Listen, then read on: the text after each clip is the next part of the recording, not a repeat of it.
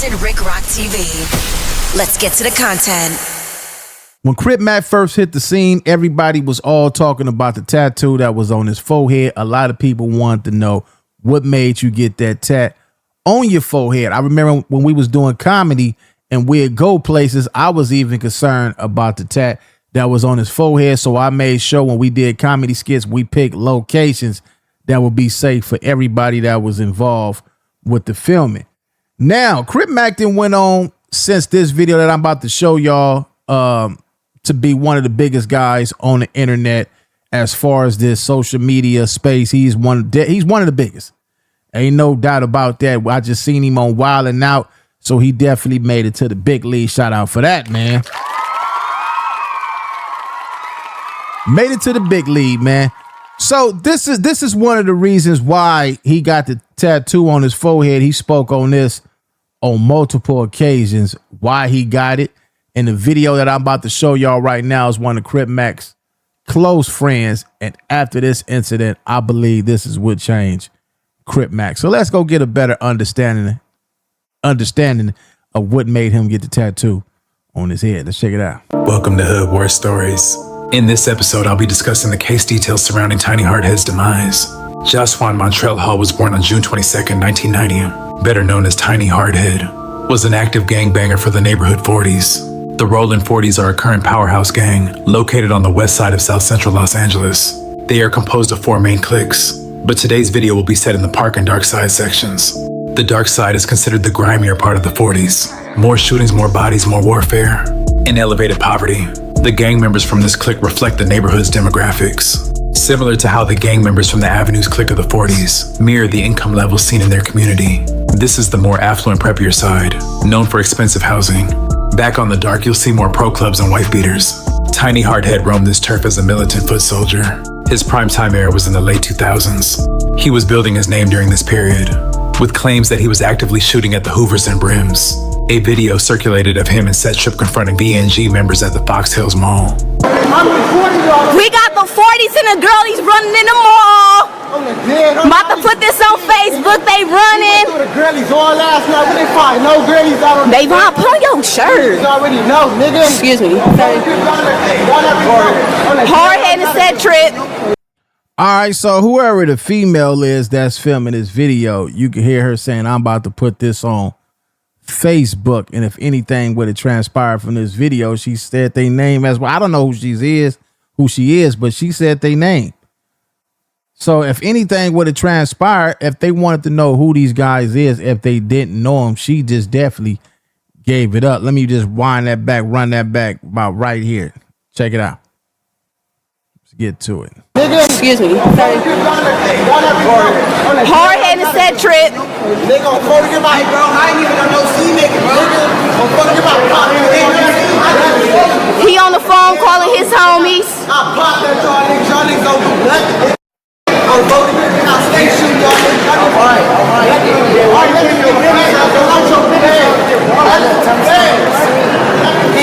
It's 4 of y'all though. It's only 3 of them. Which I need a burner, cuz. We don't got no burner. Let's get our head up, cuz. She instigating the whole thing. Man, these females been getting dudes putting the twist, man, for a long time. Sometimes they got to stay in a woman's place.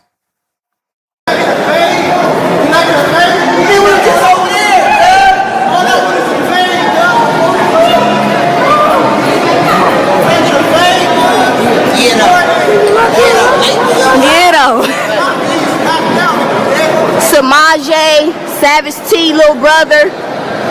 Well, he used to be from 60, now he from BNG, yeah. She giving up the names, boy.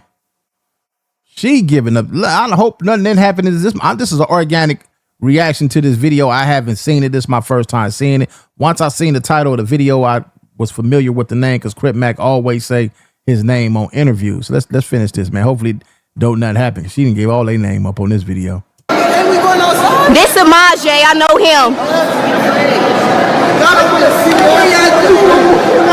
What are they doing? Hardhead. Let's go. In the streets, Hardhead would often be seen with Set Trip and his brother Gino. Gino Hall was a former Crenshaw High football star.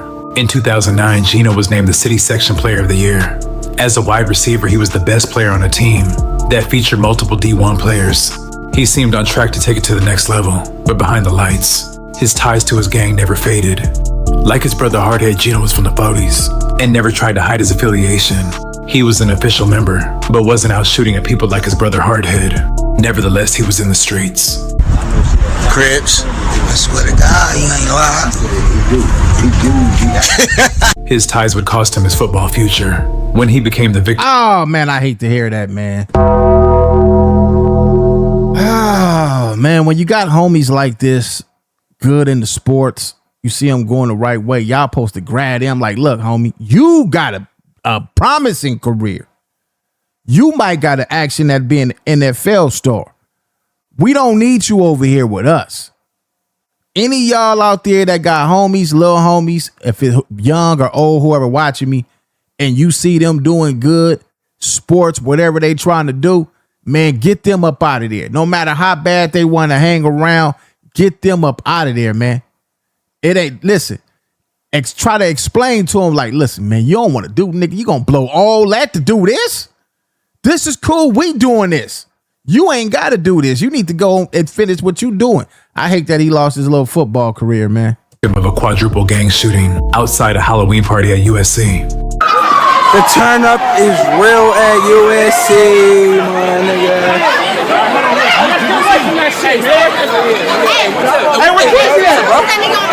Oh my, what's the deal, man? That wasn't him. That was I hear that same girl in the background at this video that was at the mall. It sounds very identical. Shout though.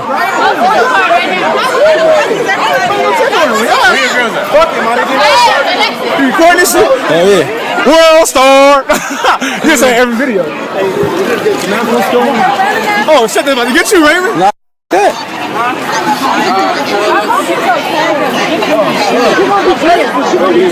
He was shot 7 times and had to undergo 3 hours of surgery to remove the bullets from his body.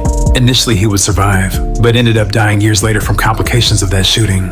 Shifting back to his brother Hardhead, the rest of the city got their first look at him when he made an appearance in the Heart in the Pain video. In the early 2010s, various hoods were making their own versions of Waka's original track, which was filmed in the infamous jungles, dominated by BPS. The internet first heard of Hardhead's name after numerous shoutouts from Crip Mac. They still over there? I mean, can they go Mr. Chicken? I just said we get some chicken. You remember Lowdell? Myself, you, Tiny Hardhead, Lady Ducky. We came here a lot, didn't we? This is Louisiana chicken. The riverboat is a real sporty meal. We in the 40s. It's a sporty meal. Hardhead, me and Lady Ducky miss you.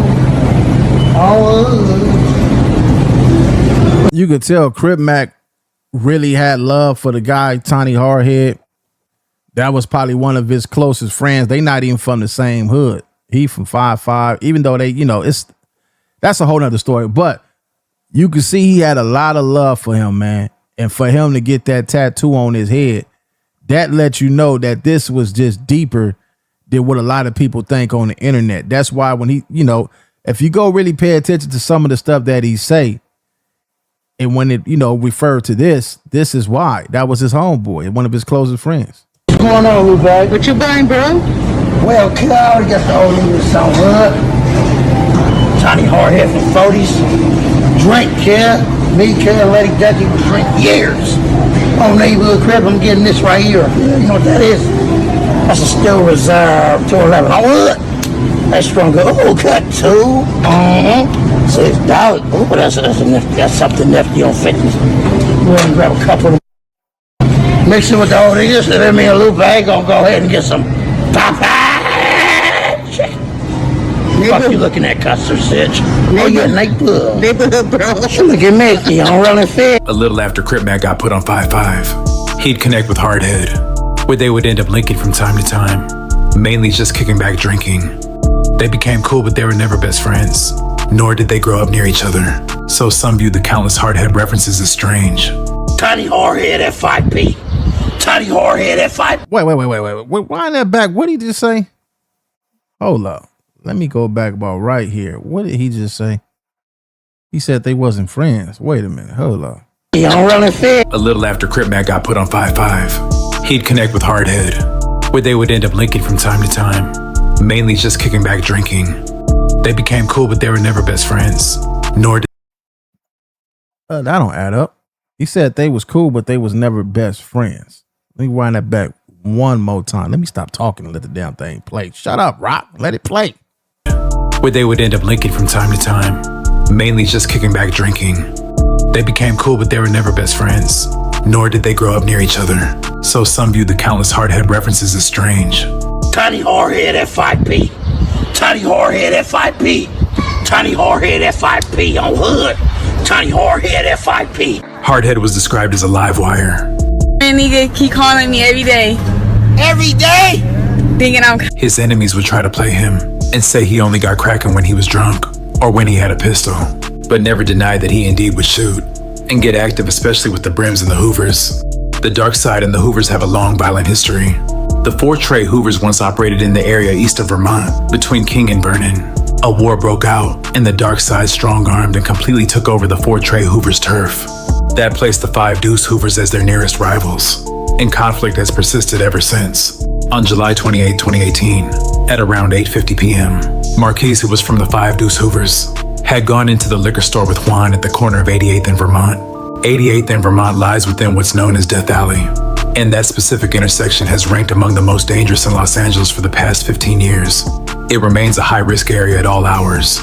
Marquis and Juan walked out of the liquor store when a dark-colored sedan pulled up in front of them. 3 men got out of the car and began shooting, with bullets flying everywhere. Marquis and Juan were shot, and 4 Latino bystanders were also struck by gunfire. Juan Lopez was pronounced dead at the scene just before 9 p.m. He was 23 years old. Juan Ayuso was also pronounced dead. His cause of death was listed as a gunshot wound to the torso. He was homeless and had been staying in and out the area. Marquise was taken to the hospital where he survived, along with 2 other bystanders. The 4th bystander had minor injuries and refused treatment. Just a few hours later on July 29th, at 12:40 a.m., Hardhead was standing outside a home with a group of people socializing when 3 black males wearing hoodies walked up and at least 2 began shooting. Hardhead and 2 others were struck by gunfire. The gunmen ran to 2 separate vehicles, a white sedan and a dark-colored sedan, which they fled off into the night. When officers arrived, they saw people at the scene hysterical and Hardhead lying in the street dead. Hardhead had a gunshot wound above his left pec and another on his left shoulder, which were later determined to be the cause of his death. Investigators recovered numerous spent casings and bullet fragments from a .40 caliber firearm and a 9mm handgun in the surrounding area. Multiple vehicles showed signs of gunfire, and shattered glass was scattered across the scene. Officers encountered a second victim, Krayshawn, inside a nearby residence, where she was bleeding from a wound to her left hand and appeared hysterical, crying in invisible pain as she told them she had been shot outside. Law enforcement later received a tip through a hotline, directing them to a house on 53rd Street. This was the residence of 5 Deuce Hoover member Casey. According to an officer's testimony, surveillance footage captured DS arriving at Casey's house in a white 4-door sedan around 9:30 p.m.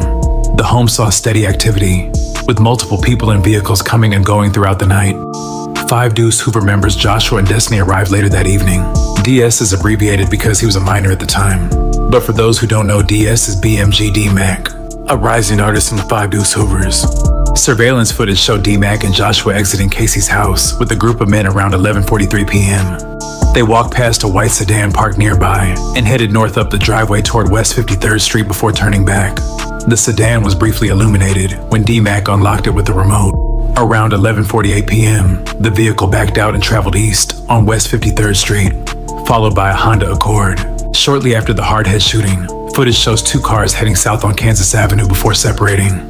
The white sedan continues onto 51st Street toward Vermont, and by 12:45 a.m., is seen pulling into a driveway on West 53rd Street. A hooded individual with no visible logos exits and enters Casey's house. Beginning at approximately 1:11 a.m., D-Mac returns to the white sedan several times, eventually opening the trunk and appearing to attach a license plate that was not previously visible. By 1:16 a.m., And all this was caught on camera.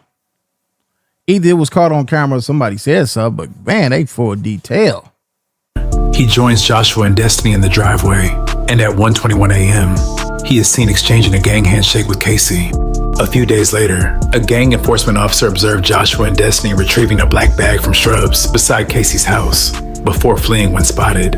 As officers moved in, they saw Casey's mother attempting to discard the bag, which was recovered and found to contain a 9mm Beretta. A search of the area uncovered 2 additional firearms hidden in a cinder block wall near the driveway, a .40 caliber Springfield and a 9mm Smith & Wesson, while testing later linked the Beretta to shell casing found at the scene of Hardhead's death.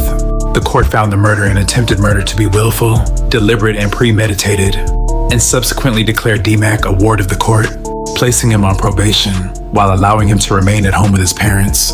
In 2023, D-Mac filed an appeal, arguing that there was insufficient evidence to show he knew of any plan to carry out the shooting, shared the shooter's intent to kill, or took any action to assist. He also argued that the trial court abused its discretion by allowing an investigating officer to identify him in surveillance footage, despite having no prior familiarity with him. The court agreed that the evidence was insufficient to support his convictions, noting that D-Mac was not with the shooters at the time of the incident, and D-Mac didn't identify anyone either. Ultimately, D-Mac's convictions for murder and attempted murder were reversed. Hardhead's murder apparently was the reason Crip Mac got the infamous Hoover Killa tattoo plastered on his forehead.